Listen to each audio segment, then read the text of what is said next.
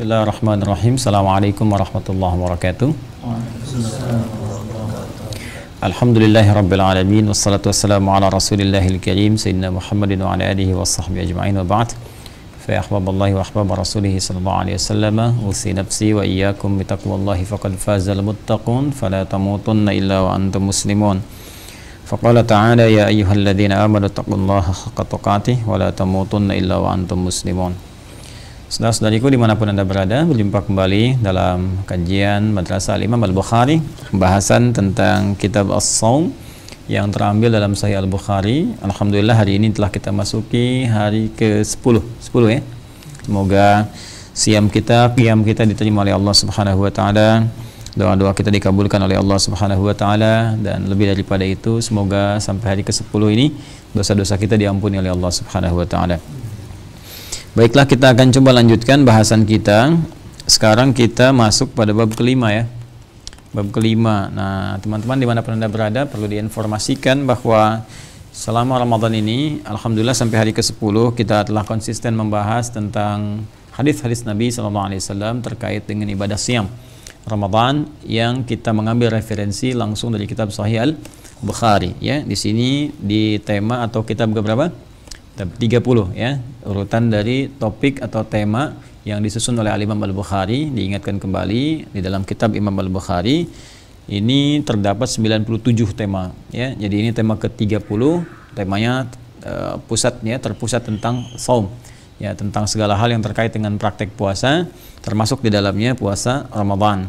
Dan alhamdulillah bab pertama, jadi subtema sudah kita bahas tentang dalil kewajiban puasa. Yang kedua adalah tentang keutamaan puasa. Yang ketiga tentang as-shaumu kaffarah ya, tentang puasa itu di antara manfaatnya bisa menghapuskan, menggugurkan dosa-dosa kita, baik yang kecil secara otomatis ataupun yang besar dengan bertobat pada Allah Subhanahu wa taala. Kemudian di bab yang keempat kemarin kita mendapati tentang keistimewaan orang menunaikan puasa akan berpeluang mendapatkan satu sambutan dari Allah Subhanahu wa taala saat kembali ke akhirat nanti melalui pintu Ar-Rayyan. Ya, juga dari pintu-pintu lain jika saat puasa itu dan bahkan di luar puasa dimaksimalkan dengan menunaikan amal-amal yang lain pada umumnya. Kemarin apa saja contohnya? Ya, ada bab apalagi selain pintu Ar-Rayyan, babus shalah ya, pintu itu yang standar loh. Ya, jadi kalau nggak dipanggil lewat pintu sholat celaka itu. Ya, karena pintu sholat itu yang paling standar amalan kita yang paling utama apa? Sholat itu bukti keimanan, bukti penghambaan kita kepada Allah. Innani anallahu la ilaha illa ana fa'budni wa aqimis salata li dzikri. Di Quran surah ke-20 Thaha ayat ke-14. Jadi salat itu bukti penghambaan kita kepada Allah sekaligus pengakuan dan komitmen kita menuhankan Allah Subhanahu wa taala. Kata Allah, innani anallahu ya, sayalah Allah yang berhak dipertuhankan, berhak disembah. Jadi nama Allah itu bukan sekedar nama. Nama Allah itu punya dua arti utama. Ya, satu yang layak dipertuhankan. Ya, yang harus dipertuhankan Allah. Yang kedua ya, punya komitmen yang layak untuk disembah. Jadi kita menuhankan dan komitmen kita membuktikan menuhankan itu dengan menyembah. Itu nama Allah. Jadi kalau kita menyebut Allah Tuhan saya, berarti hanya Allah Tuhan kita. Dan untuk membuktikan komitmen kita itu kita menyembahnya. Karena itu dua pokok ini langsung dijelaskan oleh ayat Al-Quran supaya kita nggak keliru menafsirkan. Innani anallah, yang pertama untuk pokok ketuhanan, la ilaha illa ana. Jadi kita hanya menuhankan Allah, tidak boleh menuhankan selain Allah ya, la ilaha illa ana, bahkan kalimatnya jelas, ana kata Allah, cuma saya yang Tuhan ya. Jadi kalau aspek ketuhanan itu sifatnya harus personal untuk menunjukkan Tuhan itu tunggal, esa ya. Dalam bahasa Arab satu esa yang enggak ada dua sama sekali itu ahad namanya ya. Jadi ada wahid, ada ahad. Kalau ada wahid, itsnin, tsalasa, arba'ah. Jadi kalau kita ingin jadikan wahid, kata wahid satu, kalau wahid itu satu mungkin ada dua, itsnin, tsalasa. Kalau kita ingin jadikan kata wahid menjadi bentuk satu saja, nggak ada dua apalagi tiga dan sebagainya, ada dua cara. Satu, ganti menjadi ahad ya, ganti menjadi apa? Ahad. Makanya nanti turun surah Al-Ikhlas surah ke-112, qul huwallahu ahad, katakanlah hanya Allah itu kan yang punya sifat esa, satu-satunya, nggak ada dua, nggak ada tiga dan sebagainya. Jadi kita nggak ambigu ya, kita tidak ambigu dalam hal ketuhanan, apakah satu ada kemudian satu dalam dua, satu dalam tiga, dalam empat dan sebagainya. Jadi nggak membuat bingung. Pokoknya Tuhan kita satu, nggak ada yang lain. Ya hanya siapa? Allah saja. Dan itu tempat bergantung. Nanti dalil turunannya banyak, ya, termasuk nanti yang menerangkan kenapa Tuhan mesti satu. Sekali lagi, hanya Islam yang menawarkan bahkan ya ujian terhadap keyakinannya. Jadi bisa diuji, ya, termasuk sumber keyakinannya di Al-Quran. Menawarkan silahkan diuji, silahkan dites, silahkan dicek. Karena itu Al-Quran pun menawarkan logika kenapa Tuhan mesti satu, ya, kenapa tidak boleh banyak dan sebagainya, kenapa sifatnya harus begini, kenapa beda dengan makhluk dan seterusnya. Nanti di bahasan tauhid, akidah kita bisa bahas itu. Kemudian yang kedua adalah komitmen kita mengibadahi Allah. Jadi kalau sudah menuhankan harus membuktikan aspek ketuhanan itu. Ya buktinya disembah, ya kan? Nah, kan harus ada pembuktian. Anda misalnya bekerja, kan, karyawan di kantor, misalnya kantornya apa? Kantor kuantum misalnya, kan, bekerja di kantor kuantum. Bukti Anda karyawan itu kan masuk kerja, ya kan? Ada pekerjaan, masuk ke sistem. Sama bukti kita menuhankan Allah apa? Karena itu ayatnya melanjutkan, innani anallahu la ilaha illa ana fa'budni. Pakai fa tuh, harfu atfin rabitin baina syai'aini bila khudud. Huruf yang menyambungkan dua peristiwa tanpa jeda. Jadi antara satu menuhankan Allah dengan peristiwa kedua pembuktian ketuhanan itu dengan menyembahnya, nggak ada jeda. Ya karena itu kalau ada orang mengaku Tuhan saya Allah, saya agamanya Islam, saya Muslim tapi nggak mau sholat, nah dipertanyakan keimanannya. Karena pembuktian iman itu lewat apa? Lewat ibadah, ya, lewat apa? Ibadah. Dan ibadahnya pun dirinci di situ. Ibadah yang paling pokok membuktikan ketuhanan Allah itu, ya setelah itu apa? Wa aqimis shalah. Jadi kalau kita bertanya, rinci Al-Quran itu cuma satu ayat tapi tegas. Ya, silakan cari di kitab lain dimanapun. Ya, satu keyakinan misalnya mengatakan saya adalah Tuhan, jadi Tuhannya langsung mengatakan saya adalah Tuhan, sembah saya. Ya, saya berani mengatakan nggak akan ditemukan satupun kecuali di Al-Quran. Karena yang mampu mengatakan begitu fitrah ketuhanan. Jadi kalau nggak ada fitrah ketuhanan, apalagi makhluk manusia nggak akan bisa mengatakan demikian. Ya, hatinya pasti mengingkari, pada ujungnya menolak. Firaun kan pernah pede mengatakan, ana rabbukumul a'la. Tapi setelah akan tenggelam, apa yang dia katakan? Apa yang dia katakan? Al-ana? Bacakan ayatnya.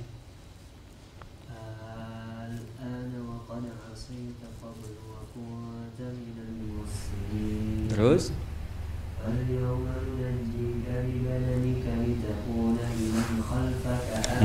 Terus?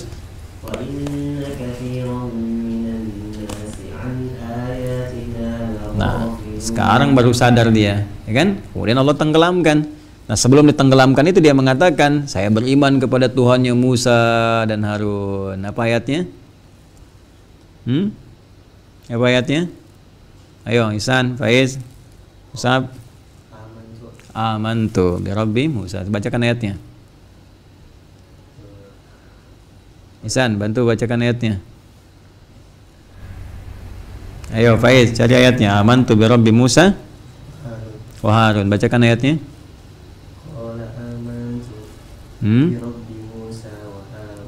Taib. Sekarang kan dia baru mengatakan kan, saya sekarang yakin dengan Tuhannya Musa dan Harun. Sebelumnya dia pede mengatakan apa? Ana rabbukumul a'la. Ya sebelum dia mengatakan saya Tuhan kalian yang paling hebat. Sama persis juga dengan Namrud, dia juga mengatakan saya Tuhan. Cuman itu langsung diselesaikan oleh logika Nabi Ibrahim alaihissalam. Masih ingat ayatnya? Ayo coba tes dulu ayatnya nih. Kalian ngapal apa enggak nih? Ayo, coba. Bukan yang itu, di Al-Baqarah dulu. Bukan, yang itu awal ayatnya. Bacakan. Alam tara. Bismillahirrahmanirrahim. Alam tara ilal ladzi haja Ibrahim rabbuhu bi kalimatin fa atammahun. Kamu mau kemana lompat ke ayat 260? Alam tara ilal ladzi haja Ibrahim fi rabbih an ataahu Allahul mulk id qala Ibrahim rabbiyalladzi yuhyi wa yumiit qala ana uhyi wa umiit. Artinya pede kan dia mengatakan saya Tuhan. Ya kata Namrud itu. Ya apa buktinya? Dia nanya dulu ke Nabi Ibrahim, buktinya Tuhan kamu apa disebut Tuhan? Ya kata Nabi Ibrahim dijawab, Allah bisa mematikan, bisa menghidupkan. Dia mengatakan saya juga bisa mematikan, bisa menghidupkan. Jadi dia bawa pedang, suruh ke depan pegawainya, yang satu dimatikan sama dia katakan tuh saya matikan satu, yang satu saya biarkan hidup. Saya Tuhan kan? Maka Nabi Ibrahim datang dengan logika lalu mengatakan apa? Qala Ibrahim fa inna innallaha Ya'ti ya'ti bisyamsi minal masyriqi fa'ti biha minal maghrib fabuhital fabuhital ladzi kafara wallahu la yahdil. Itu perbuatan zalim yang paling tinggi. Syirik itu, apalagi menjadikan dia dirinya Tuhan, itu syirik yang paling tinggi. Inna syirka la zulmun azim. Ya, itu di surat Luqman. Jadi kalau kita kembalikan ke Al-Baqarah tadi, di ayat berapa tadi? 258. Ya. Jadi ada yang mengaku Tuhan pede, tapi dibalas kemudian, kalau kamu benar-benar Tuhan, Allah menjadikan matahari terbit di timur, tenggelam di barat. Balikin sekarang, terbitnya di barat, tenggelam di timur. Maka dia bungkam, ya, karena nggak punya kekuasaan itu, nggak punya kekuatan. Jadi fitrah kemanusiaan, fitrah makhluk tidak bisa membawa kemudian fitrah khalik di situ, nggak bisa membawa sifat-sifat atau aspek-aspek ketuhanan. Jelas ya? Karena itu hanya dalam Al-Quran ya bisa mengatakan innani anallah, saya adalah Allah. Allah sendiri yang menyampaikan la ilaha illa ana, nggak ada Tuhan kecuali saya, fa'bud, disembah saya. Maka kita nggak akan temukan ini di kitab-kitab lain karena memang nggak ada fitrah ketuhanan di dalamnya. Ya seperti yang kita yakini. Kalau enggak, tunjukkan aja di kitab mana ada yang mengatakan saya Tuhan, sembah saya. Coba silahkan cek.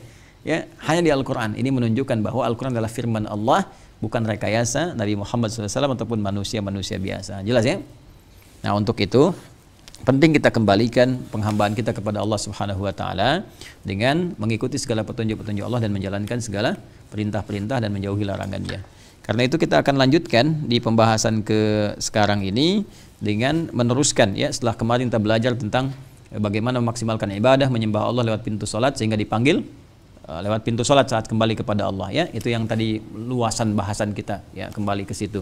Jadi kenapa pentingnya kita salat? Salat pembuktian keimanan, salat pembuktian bahwa kita ini hamba Allah, salat pembuktian bahwa Allah Tuhan kita. Karena itu amalan pertama yang dihisab di hari kiamat salat, dan pintu pertama yang harus memanggil adalah pintu apa?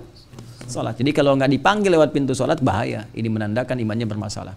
Ya, selebihnya tambahan kita cari lagi selain salat. Ya, kalau dipanggil lewat pintu salat sama semua. Ya, Joni, Cepi, Asep, Deden, ya, Udin Golok misalnya, ya, Ucok Pedang, ya, semua sama.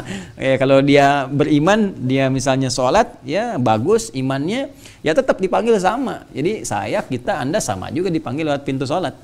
Nah, terus yang membedakan amalan kita dengan yang lainnya apa? Makanya di sini ada yang lain. Ya, pintu sedekah, pintu jihad, pintu puasa apa. Jadi minimal kita harus dipanggil lewat 2 pintu. Ya, yang kemarin itu yang zaujaini ya, man anfaqa zaujaini. Siapa yang menginfakkan ya atau bisa melakukan 2 amalan, tafsir yang ketiga kemarin ya, 2 amalan yang istimewa, maka akan dipanggil ya Abdullah hadza khair. Ya Abdullah, hai hamba Allah, inilah yang terbaik. Ya, bagus ini, silahkan ya. Nah, cuma sekarang apa yang mau kita banggakan di hadapan Allah Subhanahu wa taala supaya dipanggil? Minimal 2 pintu, maksimal seluruh pintu memanggil kita semua. Jelas? Nah, sekarang ikhtiarnya ada paling maksimal di bulan ini. Saat ini sekarang, karena suasana saat ini kita puasa ini khususnya saat Ramadan itu Masya Allah semua auranya mengarahkan kita ibadah. Silahkan cek kalau kalian nggak percaya. Ya, Ramadan ini jangankan sholat fardu, orang ketinggalan sunnah aja gelisah. Kejar. Infak dicari-cari supaya bisa infak kan. Dulu orang depan mata minta belum tentu dikasih kan. Sekarang jauh di mata ya, dekat di kaki juga dicari, atau bahkan dekat di mata jauh di kaki. Kalau Zoom kan dekat di mata jauh di kaki ya. Siapa gitu, coba kita cari-cari tuh ya, fakir miskin dan sebagainya. Jadi ini optimal. Nah, cuma pertanyaannya, orang banyak sekarang puasa Ramadan. Ramadan itu apa? Bagaimana cara kita memanggilnya? Ya, jangan-jangan nggak paham sudah 10 hari puasa Ramadan, ditanya Ramadan itu apa? Ramadan itu puasa. Puasa itu apa? Ramadan. Nah, itu berarti bukan jawaban yang tepat. Ya, nah, kita harus mengakar pada referensi, barangkali ada makna di balik penamaan itu. Kita baca hadisnya. Oleh karena itu kita masuk ke bab yang kelima. Ya, bab yang kelima di kitab ke-30, kitab Usyam. Sekarang nomor hadis urutan ke-8 di kitab ini, ya, di urutan seluruh hadisnya nomor hadis 1898. Siapa yang baca ya Allah? Bismillah.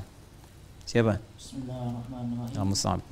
Babun hal yuqalu ramadanu aw syahru ramadana wa man ra'a kullahu wasi'an. Wa qala an-nabiyyu sallallahu alaihi wasallam man shama ramadana wa qala la tuqaddamu ramadana. La taqaddamu bukan tuqaddamu. La taqaddamu.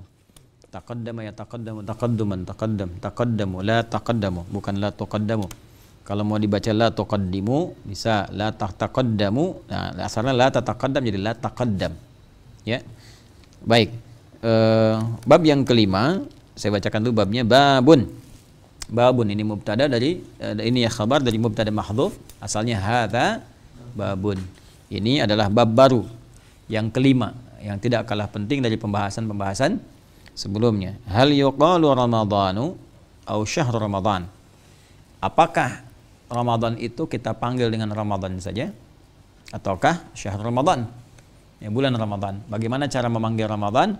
Dan kalau kita memanggil itu lebih jauhnya lagi, ada nggak perbedaan makna antara saya panggil Ramadan dengan bulan Ramadan, ini kan? Nah, nanti kita lihat ya.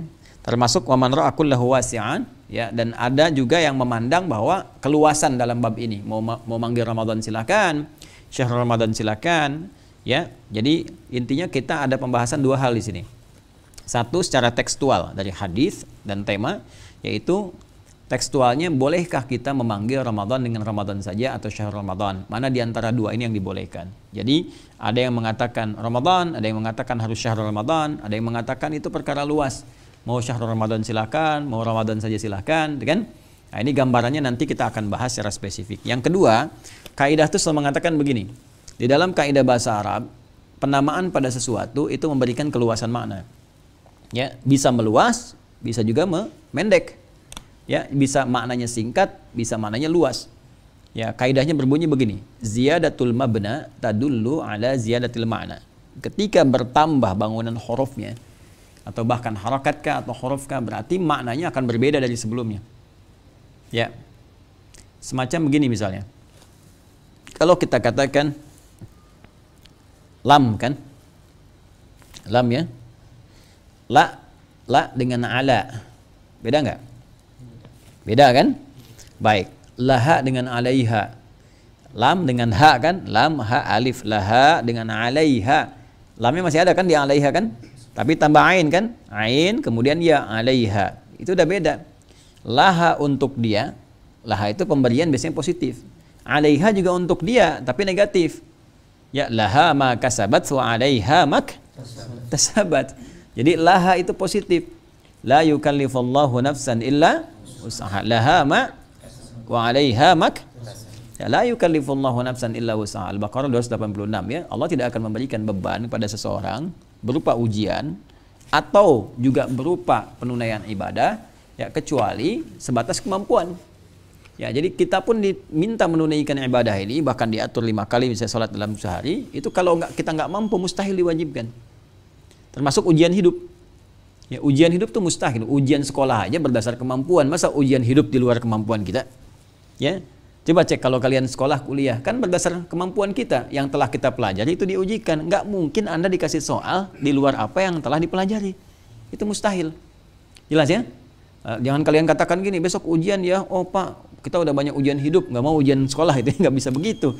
Ya, ujian sekolah aja, kalian ujian sekolah, pastikan dari materi yang dipelajari, kan?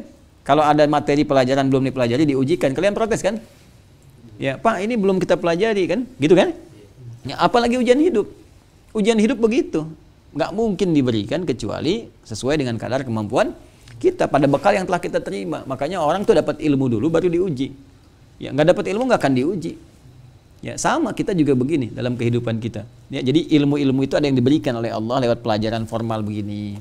Ada yang kita dapatkan lewat keseharian interaksi kita, lewat pandangan. Ini kunci pengetahuan, pandangan. Makanya jangan mandang yang aneh-aneh supaya ilmunya nggak aneh-aneh. Kalau kalian mandang yang aneh-aneh, nanti ilmunya nyeleneh. Ya, maka yang dipandang itu pandangan ilmu-ilmu bagus, ya, mandang orang-orang salat, mandang orang baca Quran, sehingga kita bisa melihat dari acara-acara yang bagus, ya, ada inspirasi kita mengikuti. Kan kalau kalian melihat sesuatu kan, ya, jadi inspirasi, kan, kebaikan, baca dari pandangan. Telinga juga begitu. Kalau kita dengar yang baik-baik, maka masuk ilmu yang baik. Tapi kalau kita dengar yang jelek-jelek, nah itu jadi referensi keilmuan yang jelek. Termasuk pikiran. Makanya antara telinga, pendengaran, mata, penglihatan, dan pikiran, fuad kalau dalam bahasa Qur'annya itu akan dihisab, itu sumber pengetahuan. Masih ingat Quran surah ke-17 ayat 36. Nah. Wala taqfu ma laysa laka bihi innas wal basar wal kullu ulaika kana anhu. Oh, sumber pengetahuan.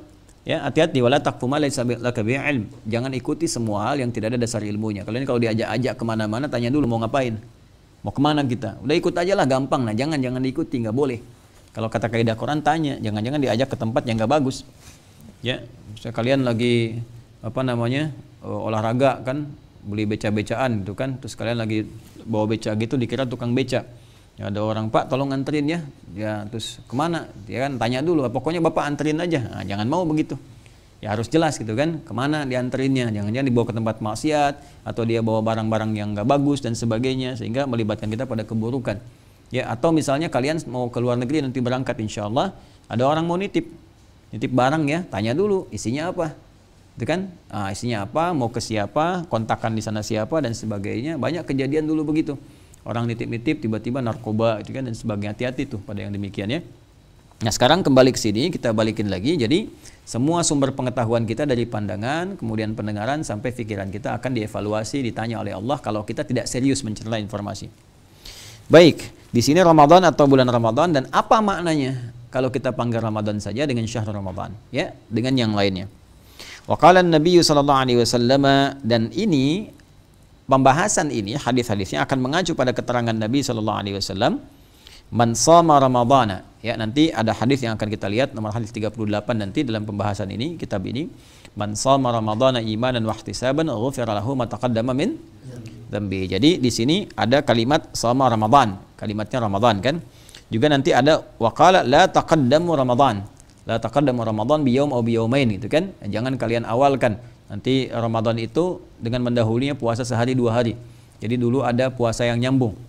Ya, puasa wisal. Puasa wisal itu dulu orang nggak tahu ya kalau akhir Sya'ban itu sudah berakhir, tiba-tiba dia puasa dikira masih Sya'ban, ternyata masuk ke Ramadan. Jadi untuk antisipasi orang dulu kalau sudah masuk akhir Sya'ban, dia nggak puasa sehari 2 hari ya, di tanggal 28 atau 29, supaya tidak kemudian mendahulukan Ramadan karena tidak tahu Ramadan ternyata telah tiba. Tapi kalau sekarang zamannya sudah canggih, sudah ada hisab, sudah ada apa ya, sudah ada perhitungan yang bisa memetakan kepada kita kapan Ramadan tiba dan ru'yatnya tanggal berapa. Jadi yang demikian bisa dikondisikan. Baik, mari kita baca hadisnya. Silakan teruskan. Qala haddatsana. Qala haddatsana Qutaibah haddatsana Ismail bin Ja'far an Abi Suhail an abihi an Abi Hurairah radhiyallahu anhu anna Rasulullah sallallahu alaihi wasallam qala idza jaa Ramadan futihat abwabul jannah. Baik, itu yang menggunakan kata Ramadan, ya kan? Ini kan pembahasan kita manggilnya Ramadan atau syahrul Ramadan. Ya, ini yang pertama ada boleh. Jadi boleh memanggil dengan dengan kata Ramadan saja. Misalnya insya Allah besok Ramadan tiba. Nah, sekarang kita sedang berada di suasana Ramadan, kan? Jadi kita bisa mengucapkan kata Ramadan untuk memberikan nama bagi bulan mulia ini dengan dalil hadis tadi. Ya, hadis dari Nabi sallallahu alaihi wasallam riwayat Abu Hurairah radhiyallahu taala anhu, idza jaa Ramadhanu futihat abwabul jannah, kan? Kemudian teruskan yang hadis selanjutnya. Wa qala haddatsani Yahya bin Bukair haddatsani Lais an Uqail an Ibn Shihab qala haddatsani Ibnu Abi Anas maula Taymiyyin anna abahu haddatsahu annahu sami'a Aba Hurairah radhiyallahu anhu yaqul qala Rasulullah sallallahu alaihi wasallam idza dakhala Ramadhanu futihat idza dakhala syahru Ramadhana futihat abwabus samai wa ghulliqat futihat abwabus samai wa ghulliqat abwabu jahannam wa sulsilatis syayatin. Nah, udah ketahuan sekarang kan? Coba dalam hadis yang esensinya serupa, Nabi menyebut dengan 2 nama, satu Ramadan, satu syahrul Ramadan. Jadi kalau kita lihat ini hadisnya dua-duanya sama dari sahabat Abu Hurairah. Ya, cuma Abu Hurairah menerima dari siapa tuh sebelumnya? Ya, di hadis pertama kan dari siapa? Abi Suhail kan? Abi Suhail dari bapaknya kan? Nah, kemudian dari Abu Hurairah radhiyallahu taala anhu. Terus kan sebelumnya. Di sama juga Abu Hurairah menerima juga dari Rasulullah SAW. Cuma nanti jalurnya dari siapa sebelumnya? Abi Anas ya, Abi Anas. Ya, persis yang saya sampaikan kemarin itu loh. Kalau kita sedang ngobrol begini, saya sampaikan satu hal, ini ada 6 orang, masing-masing bisa beda menyampaikan padahal isinya sama. Kan? Mungkin bisa pendek, mungkin bisa panjang.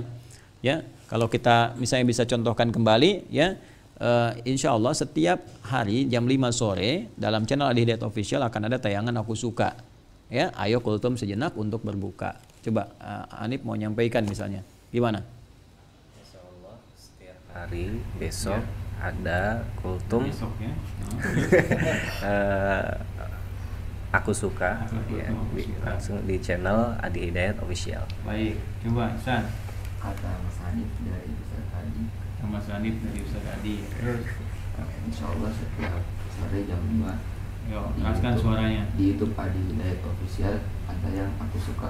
Ada yang aku suka. Aku suka. Aku Ya, suka. Pain. Insya Allah setiap hari pukul 5 sore ada tayangan Aku Suka di YouTube Adi Hidayat Official. Tuh, terus apa? Aduh. Nah, ya. Insya Allah setiap hari jam 5 sore akan tayang live Aku Suka di channel Adi Hidayat Official. Ya, sama Joni. Ya. Insyaallah besok jam 5 ada tayangan Aku Suka. Oh, kan? Ya. Insya Allah setiap hari di pukul 5 sore Di pukul 5 sorenya. ada program Aku Suka, ada Kultum sejenak sebelum berbuka. Intinya semua sama kan? Intinya setiap jam 5 ada tayangan apa? Aku Suka, gitu kan? Cuman ungkapannya beda-beda kan? Jelas ya? Jadi ungkapan bisa beda-beda. Ini namanya ya at-tasmiyatu la yughayyirul musamma. Ya, jadi penamaan itu tidak menghilangkan esensi yang dinamai. Sama-sama aja itu intinya. Nah, hadis juga begitu. Ya, kadang-kadang diterima dari si fulan jadi nabi ketika menyampaikan, yang enggak hadir belum tentu yang hadir itu 1 orang. Ya, mungkin ada 5 orang, 6 orang, 10 orang atau banyak orang, lalu disampaikan lagi. Kan orang-orang setelahnya nyari hadis, siapa yang nerima dari nabi? Ya kan? Nah, mungkin dia ketemu si fulan, ada yang ketemu sahabat Abu Hurairah, ada yang ketemu Anas bin Malik dan sebagainya. Semua menerima informasi yang serupa, cuma barangkali redaksi yang disampaikan berbeda-beda. Nah, itulah hadis itu boleh diriwayatkan dengan makna. Ya, itu bedanya dengan Al-Qur'an. Kalau Al-Qur'an lafdhun wa ma'nan. Lafdhun wa ma'nan. Jadi lafaz dan maknanya harus sama. Ya, kalau hadis boleh diriwayatkan dengan apa? Makna. Paham ya? Nah, jadi di sini kita temukan dari Nabi SAW ini ada 2 redaksi, tapi yang satu pendek, yang satu panjang. Mungkin yang satu dengarnya tadi kan, nah, bisa beda-beda. Ini dekat dengan saya begini, kan? Ini bisa lebih pendek lagi kan, dan sebagainya gitu. Ya, tapi macam-macam lah. Intinya serupa. Maka ini pun demikian. Yang pertama mengatakan idza jaa ramadhanu futihat abwabul jannah. Jadi langsung nggak pakai tasdid, futihat abwabul jannah. Kalau sudah tiba Ramadan, dibukalah pintu-pintu surga itu. Maksudnya peluang-peluang kita untuk mendapatkan ya kemuliaan sehingga dipanggil oleh pintu-pintu surga itu dapat. Tadi yang saya sampaikan di awal. Kalau Ramadan sudah tiba itu Masya Allah gitu kan, peluang pintu-pintu surga dibuka. Ini bisa bahasa kiasan, bisa real terbuka. Artinya nunggu amalan kita apa. Ya, karena gaib nggak tampak dalam pandangan kita sekarang. Bisa juga kiasan, artinya apa? Peluang kita mendapatkan panggilan dari pintu-pintu surga di hadis sebelumnya sangat terbuka. Inilah fakihnya Imam Al-Bukhari. Jadi meletakkan hadis ini setelah yang sebelumnya. Dia menerangkan dulu ada pintu sholat, ada pintu sedekah, gitu kan? Ada pintu jihad, pintu macam-macam. Setelah itu Ramadan, pintu-pintu surga itu kebuka. Artinya saat Ramadan banyak peluang amal bisa kita kerjakan supaya mewujudkan panggilan saat kembali kepada Allah dari pintu-pintu tadi. Jelas ya? Nah, itu futihat tuh langsung membuka, kan? Kalau hadis yang kedua itu menyebutkan syahrnya, idza dakhala syahrul Ramadan, ya, idza dakhala syahrul Ramadan. Jika tiba bulan Ramadan itu, futihat pakai tasydid. Futihat abwabus samai wa ghulqat abwabu jahannam wa sulsilatis syayatin. Ya, maka dibukalah pintu-pintu surga yang di langit itu, pintu-pintu surga. Ya, sama di sini pintu-pintu langit, pintu-pintu surga, ya. Futihat, dibuka pelan-pelan. Ya, 1 2 3 gitu kan. Nah, dibuka pelan-pelan dalam konteks ini artinya apa? Menawarkan kepada kita amalan-amalan sesuai dengan amal kita. Tunaikan terstruktur yang baik gitu kan. Nah, pelan-pelan yang rapi sehingga kita bisa mendapatkan bagian dari rahmat itu. Wa ghulqat abwabu jahannam, dan ditutup kemudian pintu neraka jahanam, pintu-pintu neraka. Ya, kemudian di sini diambil sistem sinekdok pas prototo, sebagian mewakili keseluruhan. Ya, jahanam mewakili neraka. Jahanam itu kan yang paling dahsyat, kan? Jadi jahanam aja ditutup, apalagi yang biasa-biasa. Jadi kalau ada manusia masih berbuat perbuatan buruk, nah itu wah, lebih daripada jahanam. Jahanamnya ditutup, dia buka sendiri gitu kan. Nah, itu yang paling bahaya. Ya, wasul silati syayatin, dan setan pun diikat, ya, dibelenggu. Nanti kita lihat maksudnya apa. Nah, kita ambil yang senafas dengan hadisnya dulu, ya. Senafas dengan hadisnya dulu. Hadis ini kan akan berbicara tentang Ramadannya dulu, ya. Jadi yang pertama itu redaksinya menggunakan Ramadan, yang kedua syahrul Ramadan. Dari dua hadis ini artinya ada keluasan bagi kita untuk bisa menyebut Ramadan, mau dengan Ramadan saja boleh, mau dengan bulan Ramadan juga boleh. Ya, nah artinya kebolehan ini juga bisa dipahami dengan luas. Apa maksud luasnya? Segala hal yang terkait dengan kemuliaan atau pemaknaan bulan ini, kalau dimaksudkan yang dimaksud bulan ini, maka boleh menggunakan istilah-istilah yang mengacu kepada makna Ramadan.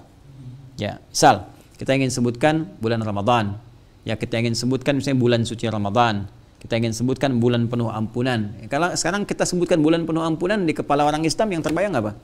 Ramadan. Ya, kita ingin mencari bulan yang ada Lailatul Qadarnya, bulan apa? Pasti Ramadan. Ya, bulan Rajab nggak ada gitu kan? Al-Muharram nggak ada. Jadi kalau kita ingin memanggil Ramadan, boleh kita memanggil dengan kalimat langsung Ramadan, atau kita memanggil dengan penyebutan yang setidaknya masyhur, ya dikenal, populer, melekat pada sifat Ramadan itu. Nah, kata populer itu, ya teman-teman sekalian, itu masyhur bahasa Arabnya. Masyhur itu kan terambil dari kata syahr. Ya, syahara yashharu. Wa syahirun wa dzaka masyhurun gitu kan? Nah, kenapa bulan disebut syahr? Dalam sebulan kan ada syahr. Ya, coba ada bulan fisiknya, ada bulan waktu. Kalau bulan fisiknya disebut apa? Qamarun. Ya, kalau purnama? Badrun. Ya, qamarun. Ya, qamar itu bulan fisikal. Fisiknya, ya, jangan mau kamu dipanggil bulan, ya qamar, bulan fisik, karena bulan fisik ya belum tentu cahaya indahnya. Jadi kalau qamar, walladzi ja'ala asy-syamsa diya wal qamara nura, itu qamar itu benda fisiknya. Tapi kalau cahayanya, cahaya yang sifatnya bulatnya disebut apa? Badrun. Biasanya badar, purnama. Kalau perpindahan cahayanya, pantulannya dari bulan itu sehingga menghasilkan perubahan-perubahan fase yang disebut dengan hilal. Ya, jamaknya disebut ahillah. Jadi dari sabit ke agak banyak, ke tengah-tengah, sampai kemudian ke utuh, ya. Itu semua fasenya disebut dengan ahillah, jamak dari kata hilal. Ya, ada di Quran surah kedua Al-Baqarah ayat 189. Yas'alunaka 'anil ahillah qul hiya mawaqitu lin-nasi wal hajj. Ahillah. Jadi harus tahu itu ya. Nah, kalau disebutkan fisiknya, bendanya apa namanya tadi? Qamar. Kalau purnamanya? Badrun. Kalau fasenya?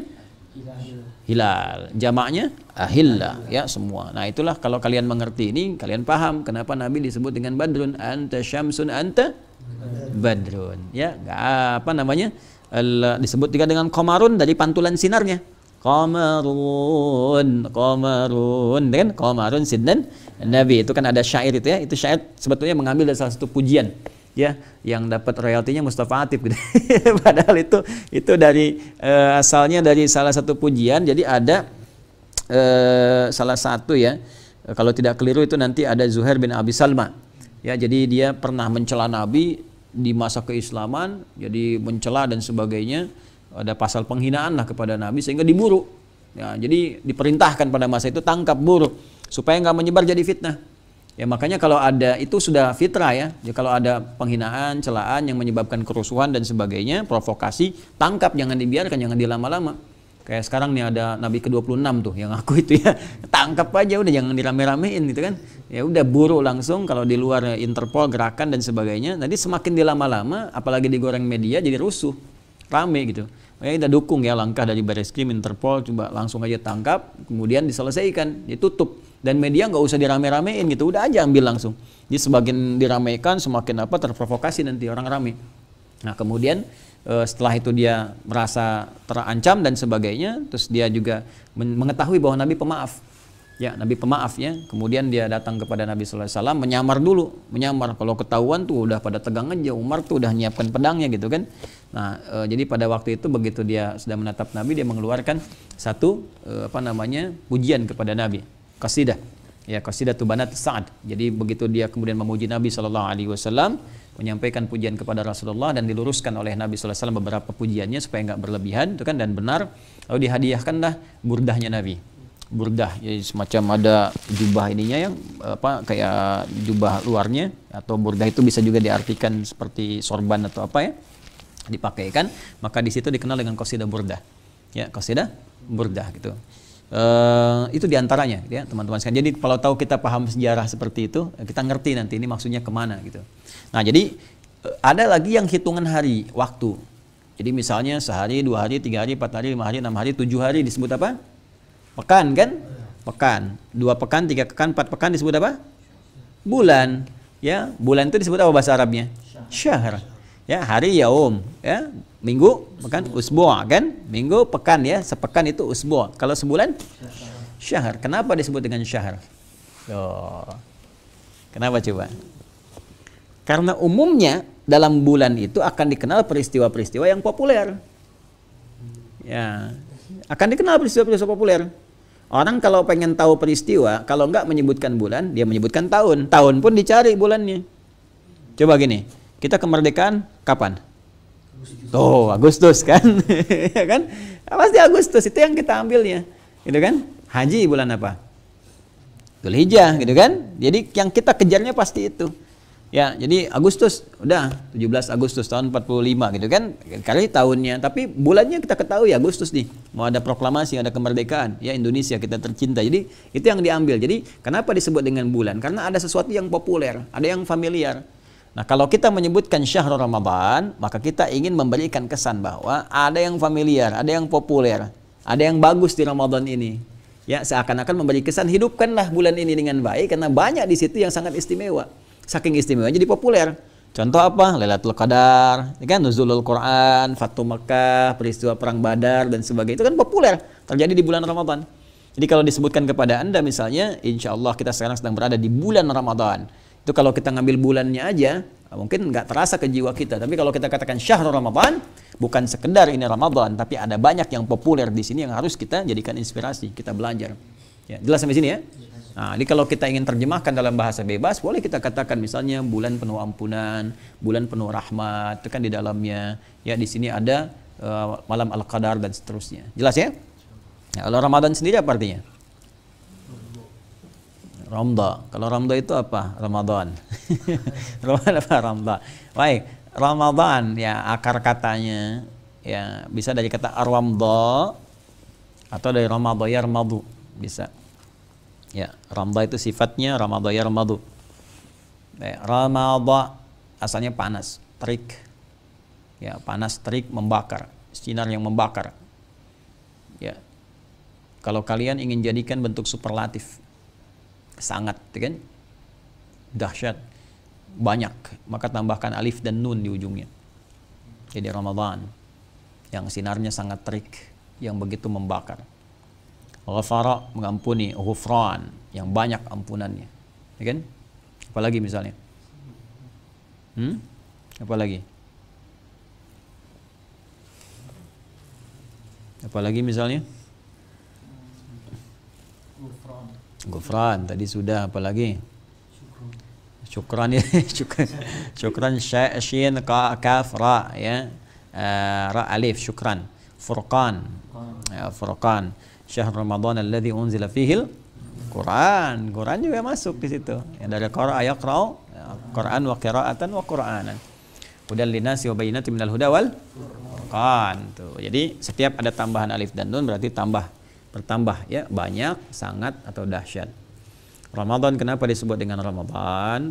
Secara tekstualnya, secara hakikatnya, dulu waktu masa-masa Ramadan itu memang situasi panas, terik, membakar, gitu kan, sehingga sebelumnya bulan ke-8 ini disebut Sya'ban yang pernah saya terangkan. Ya, tasya'ub, jadi masyarakat menyebar mencari air untuk persiapan di bulan ke-9 karena memang panas.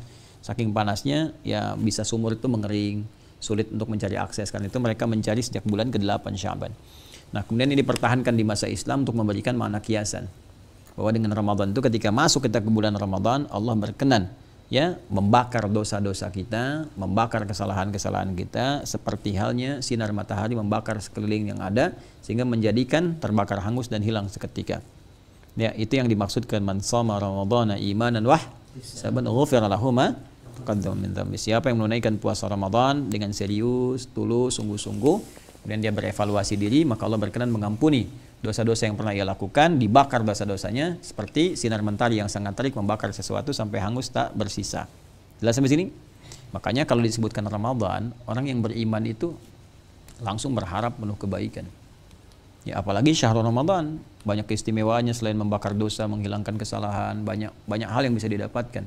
Makanya orang-orang beriman kalau disebutkan Ramadan itu hatinya langsung tersentuh, jiwanya gitu, terpacu untuk memohon ampunan kepada Allah Subhanahu wa taala, ya, memohon kebaikan-kebaikan, banyak kemudian mendekat kepada Allah di sepertiga malam, ya, saat malamnya, saat siang evaluasi. Jadi sebetulnya penyebutan nama itu bukan sekedar nama. Ya, jadi di dalam Islam itu punya makna. Seperti waktu sholat itu ada artinya. Subuh, kenapa disebut subuh? Kenapa ada dua nama subuh dan fajar? Zuhur, itu ada artinya. Ya, asar, maghrib, isya, ada maknanya. Harus tahu kita, harus tahu. Ya, semua punya makna dalam Islam. Gak ada yang gak punya makna, termasuk Ramadan. Jadi kalau disebutkan Ramadan, ya bulan apa nih Ramadan? Jangan asal aja Ramadan lewat aja. Nah, itu tandanya kita hanya di lisan saja. Gak sampai ke hati, gak sampai ke jiwa. Kalau sampai ke jiwa kita mengerti Ramadan, ya Allah, ada peluang diampuni dosa, berarti harus banyak istighfar, menjaga diri dari keburukan-keburukan. Syahrul Ramadan, oh berarti harus banyak mencari-cari keutamaan-keutamaan. Yang populer apa? Nanti persiapan, cari malam Al-Qadar, kan? Cari rahmat Allah, malam-malam lewat tarawih misalnya, cari ampunan. Allahumma innaka afuwun tuhibbul afwa. Itu banyak, ya, itu bisa kita dapatkan. Nah, ini kurang lebih pemaknaan yang bisa kita ambil dari sini. Ya, jadi penting belajar itu dengan dalam sehingga bisa tidak hanya kita mengambil detailnya saja tekstual. Jadi kalau untuk panggilan, boleh panggil Ramadan? Boleh. Bulan Ramadan? Bulan suci Ramadan? Boleh. Bulan penuh berkah? Bulan penuh ampunan? Boleh. Pokoknya semua yang baik-baik yang mengkhususkan cirinya masuk ke Ramadan boleh kita panggil demikian. Jangan misalnya ini adalah bulan suci agung penuh berkah, bid'ah, nggak bisa, ya. Jadi kita harus ambil teksnya, ya, ada datanya, kemudian ada informasinya, dan lebih daripada itu pemahaman kita untuk mengimplementasikan makna tadi dalam kehidupan. Jelas? Paham tidak?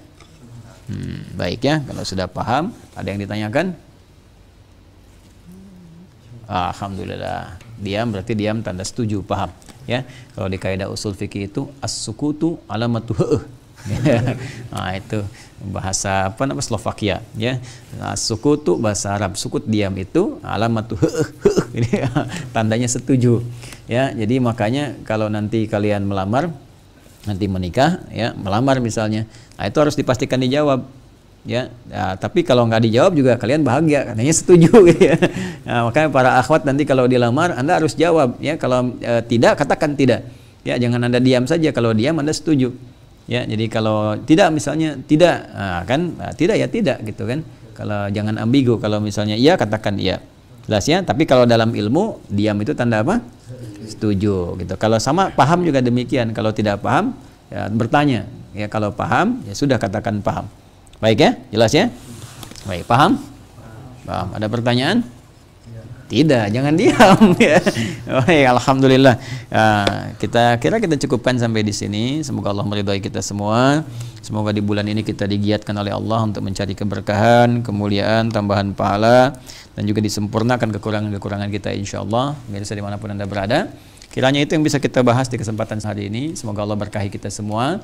Mohon maaf bila ada hal-hal yang kurang berkenan, hal-hal yang barangkali tidak tepat, mohon dimaafkan. Semoga Allah menyempurnakan segala kekurangan kita semua, dan semoga segala kebaikan yang bersumber dari Allah Subhanahu wa taala bisa kita terima dengan baik dan kita amalkan dalam kehidupan.